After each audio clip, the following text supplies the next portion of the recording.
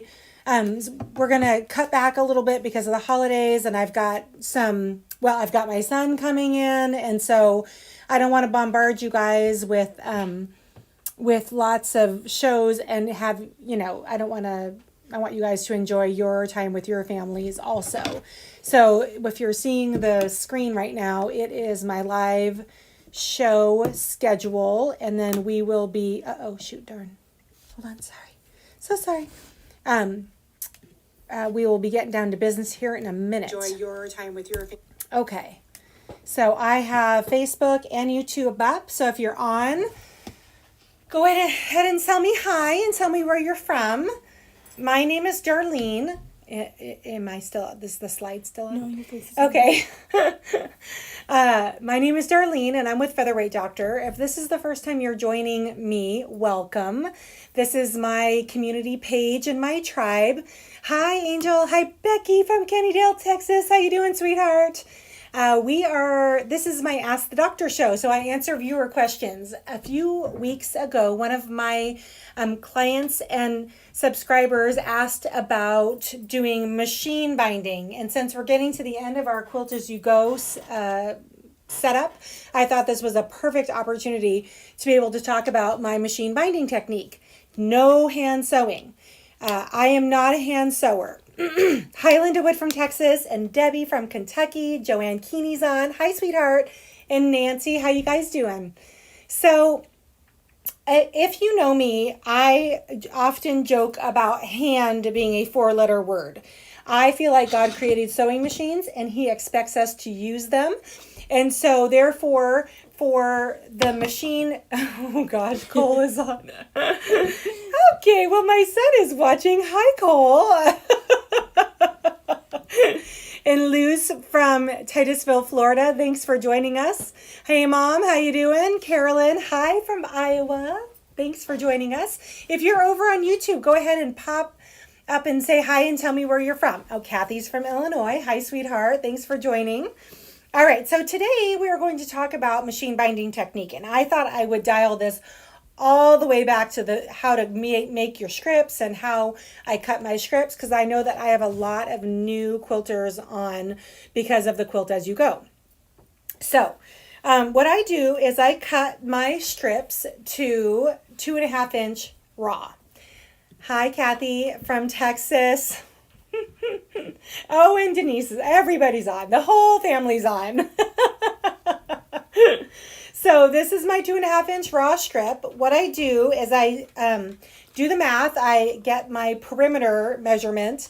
So if my 4 sides were about 100 inches, I get my 400 inch perimeter equation, and then I divide it by 40 because there's about 40 usable inches in one strip of fabric, salvage to salvage, and that determines how many of these I need to cut. So I cut them 2.5. If I am using like a minky on the backing, or I have an extra fluffy batting, then I will cut it to 2 3/4. So let's just assume these are full size strips. I thought I would show you guys how to actually put them together. Ray, could you go low camera for me? So what you can see is you have the right sides of the fabric. You're going to put right sides of the fabric together like this, forming a T. And we're just going to stitch a diagonal line right through here. And that Pam Bono thing that I was telling you guys about, you know, that template plastic, this is what's perfect for using that, because it helps me mark my diagonal line. Oh, you know what I did? Well, all right, Darlene, we are off to a raving start. I've already messed this up. I just went the wrong diagonal. Make sure you go the right way, and sometimes it's a matter of placing your scripts out just to make sure that it's going, you're going to sew the diagonal correctly. Good Lord.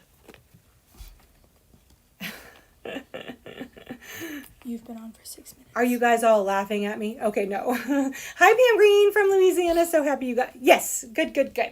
Glad you got it. And Jeanette is on from Sammamish. Hello, my friend. All right, let's try this again. So low camera, we are going to sew. I'm going to just do a quick sanity check to make sure my strips look long. Yes. So I'm going to sew this way, not the other way. Let's see here.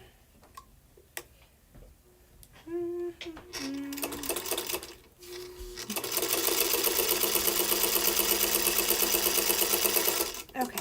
Before we get too far, actually, I want to talk about thread because I do use some special threads when I'm doing my machine binding technique.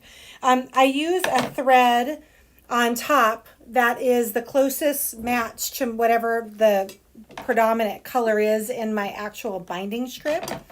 So in this case, I would probably use a baby blue. You can see here my bias joined. The reason why I do it like this versus butting things up straight together, Ray, can you go high on the camera for me?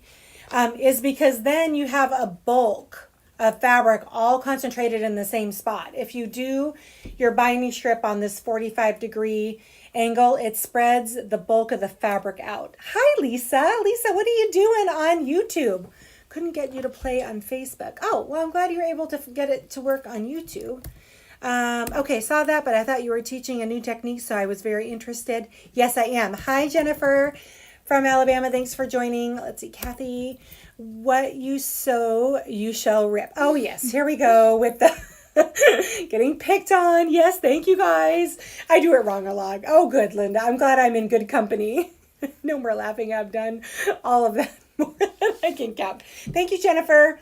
Okay, so once I have my seam here, I'm going to take my scissors and I'm going to cut approximately a 45, or I'm sorry, a half of an inch seam allowance like so.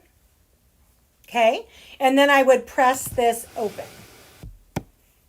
I'd press the whole strip open on every joint on the inside. Then I would go to my ironing board and I would fold this in half like this. So I had a folded edge and a raw edge lengthwise, and I would fold it in half. And oh, that's my Eleanor Burns impression. And when I'm done, I have a strip that looks like this. Now notice, I'm going to stand up so everybody can see what my beginning looks like. So I take my beginning and I cut another 45-degree angle like this. And then I fold back about 1/4 of an inch so that I have no raw edges showing. And this is my beginning of my bias strip. Hi, Rose. This is for you. In Tennessee, I am showing my machine binding technique you asked about a few weeks ago. So this is for you, Sugar. And then Lisa's from Connecticut. Hello. Kathy says she rips a lot. Me too, clearly. And I don't even have a seam ripper in here. I just use my little thread nippers. Okay. So here is my beginning strip. On my machine, I use the top thread is the same color or a predominant color of my binding strip. And then in my bobbin, I use a clear thread. That's a nylon polyester blend, and it's made by Superior Thread. It's called Mono-Poly or Monopoly. I use the clear thread in the bobbin only because then I don't have to worry about hitting my seam just perfectly, because the clear thread will hide a multitude of problems, including me missing the seam.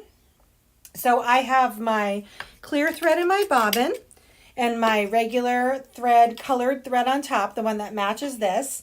And I have decided, I had just grabbed a scrap little sample, oh goodness, of sewing that I was working on, doing some tensioning. Oh, we're low. So you can see I have the front marked and the back marked because it's the same muslin, so you can't really tell.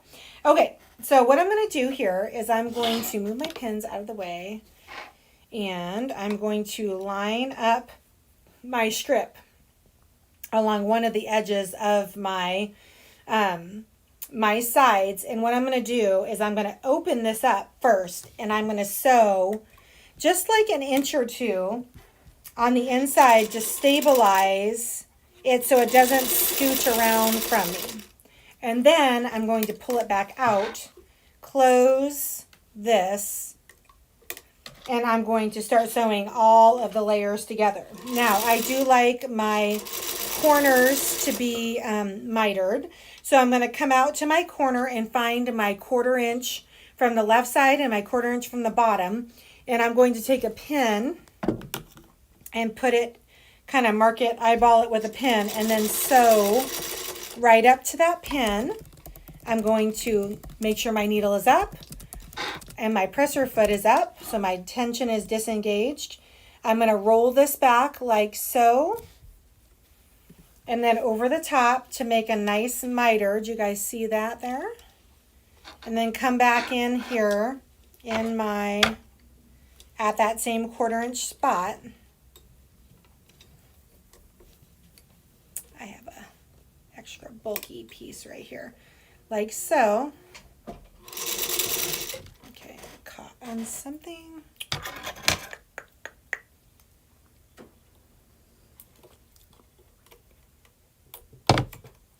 Okay. And then I'm going to keep going. I'm trying to get this about 1/4 inch off of the edge of my fabric. I'm on the back. I'm on the back of my fabric, machining the binding over. Now, typically, as you guys know, you would, Reagan, look at these cute little pin cushions. Someone sent me this little baby pin cushion. I have a couple of them. Look at how sweet they are. She used little antique jars. Reagan put it over in my shop.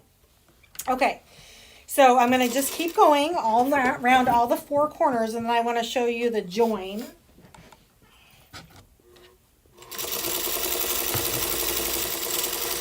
So again, I'm going to come up here. Sometimes I do a finger pressing technique where I roll this back and finger press so I can see the three, you know, the line more easily. And I'm still going to put a pin in there. Okay. Up. Pull this out. Hello, So Twisted Wilson from Springfield, Missouri. Finally getting to see you live. I've watched most. Oh, great. That's so glad. I'm so glad you're on. Can you press on Monopoly? Bridget from Rimrock wants to know. Yes, it is heat resistant. Unlike some of the other ones. I have had no trouble with it. And Mary's on from Seattle. Hello. And Cindy and Jen. Hi. How are you guys doing out there in Michigan? All right. So as you can see here, I have these little flips, you know, little flaps here that are for when I make my turn. I'll have a nice mitered corner. Okay, I'm going to do the finger pressing technique so I can see where I'm going. Judy's on. Hi, Judy. How you doing? Oh, and Sue Ann Ballard's on from Idaho. Hello. And Elizabeth's on from Indiana. Hi, sweetheart.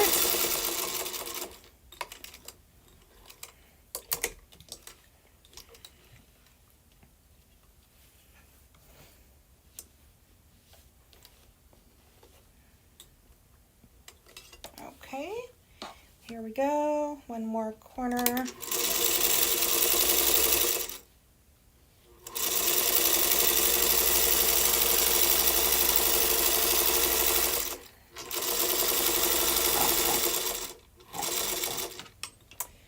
Now I've gotten pretty good at this technique now. People have a little trouble, at least from the back, seeing that it's a machined thing, but I've been doing this technique for years because I am just not a hand sewer. I know so many of my friends really get quite a kick out of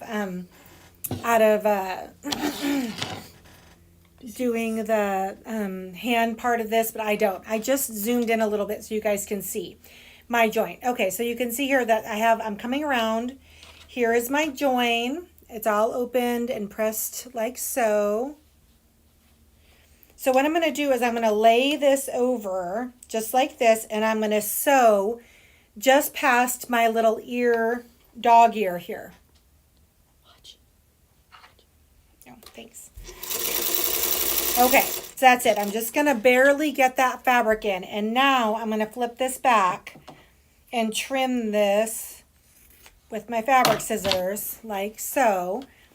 Turn this in so that I have no raw edges showing, and I'm going to keep going to close the seam. Okay, so now I'm all done here on one side. You can see my join. Sue-Ann, your penguin foot. I know, she's showing off, isn't she? So you can see my nice join, no raw edges showing. Okay, so now all I'm going to do is I'm going to flip this over to the front, and I'm literally just going to top stitch this down about 1/4 of an inch off. And I'll show you going over the join first. I like to trim all of my threads and that little dog ear once I have my fabric lined up properly. All right, so I'm going to roll this over like so. And I'm going to put my presser foot down. And I'm going to make some little stitches to just make sure I have a nice clean start. And then I'm switch to my regular 10 to 11 stitch per inch. Okay. Now again, this doesn't have to be perfect. So this is one of the benefits of this technique is if you're not perfect, it hides a lot because you're using the same color fabric or thread as most of your fabric. I'm using my pin here to hold my miter down like so. And then once I've nipped it with the needle, I'm just going to turn. Oh. Go, and then okay, and I'm just going to work my way around here. I usually try to be about I don't know, 4 or 5 threads off of my turn. Look at how nice that corner looks. Now, if you're ever submitting this to a judging situation, which who knows when we're going to have another quilt show again, but this looks perfectly fine, except my miter needs to be hand closed. You need to go through and whip stitch the top and the bottom of my miter closed. But one of the things that they look at in a judging scenario is that, it's a hard word to say, is that you have a nice full binding, which I've given you the measurements for a nice full binding, and that your corners are closed. So I have submitted my quilts for judging with machine, you can go ahead, go high, with machine bound things using the right standards, and I have not gotten docked down for them.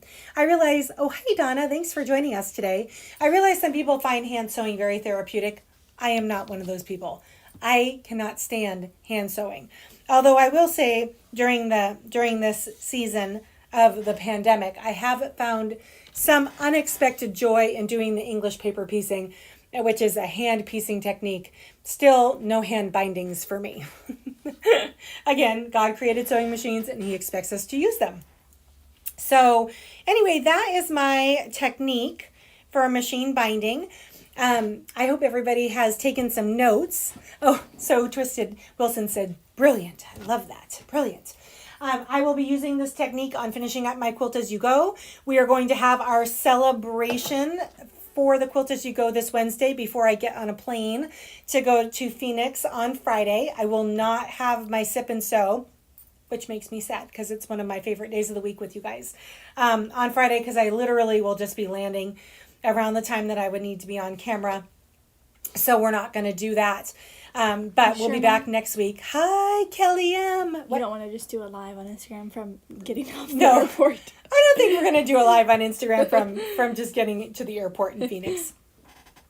Oh, it's DSNH. That if you had if you had a choice to keep a 1939 or a 1954 Featherweight, which would you keep? Which one sews nicer? Like, which one has the cadence that you like? If you're going to keep this as a personal machine that you're actually going to use, you keep the one that sews the best. So for me, like my school bell, my 1934 school bell is one of the nicest stitching machines I've ever sat at. So I would keep that machine, even though it is a school bell, which is a highly collectible machine. It just is the one that sews the nicest. Between the years, the 39 would have the scrolly, the pretty faceplate on it. It would have the chrome hand wheel. Kelly from YouTube's like, keep both, never sell. Hee hee hee hee. Some people want to move their machines on to some. If you have too many and you're not using them, it's not good to just let them sit. That's how you get put on spending restriction, right, Elizabeth? Right, Kelly? I can name like 4 other people that I've put on spending restrictions because they've collected too many featherweights. Anyway, but so it's up to you. Love EPP found a new technique which I love, using painter's tape on the front and no stitching shows. Miss Jennifer, that is interesting to me because I do have trouble with my stitches showing from the front. I might be messaging you about what you're doing there. Sandy Reese, yikes. All right, you guys, I appreciate everybody jumping on with me today, and I always appreciate your questions that I can answer during this show. So if I did not cover something, or you have a question regarding quilting or the featherweights, go ahead and email me at info@featherweightdoctor.com. Saying it's so getting rid of a featherweight. You guys are hilarious. The YouTube ladies right now are cracking me up. Too many? Yeah, see, Becky, you're one of the other ones that's on restriction. No such thing. All right, I will be back on Wednesday for our celebration. I will have champagne in my hand, and this quilt is going to be done, even if it means I'm not going to bed Tuesday night. So send me, for those of you who have been joining me with your Quilt As You Go quilts, even if you're not going to be done on Wednesday, I'd love to get a progress shot to be able to play on the show that night. Oh, Sue Ann, I'm so glad you got to say hi too. DSNSRH, how many do I have? Or how many is too many? Too many featherweights is having more than you can stitch with in 30 days. So they need to be run, or at least the pulley needs to be moved on them about every 30 days.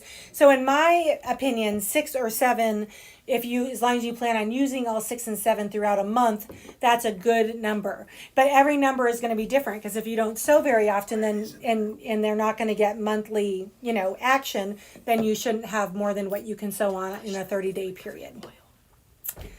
All right, Jennifer, I will have a safe trip. Thank you so much. Oh, you guys are like, you're already done. This was a quick one. All right, guys, we'll see you on Wednesday at 4 o'clock Pacific Standard Time for the party. So 30. Sandy, 30 is too many featherweights. You guys, I swear, you're terrible. You are all terrible. You're like the worst enablers ever. I'll see you on Wednesday, guys. Oh, I'm putting my schedule up as I leave here with my live schedule. So go ahead and write it down on your calendar, and I will see you guys soon. Bye.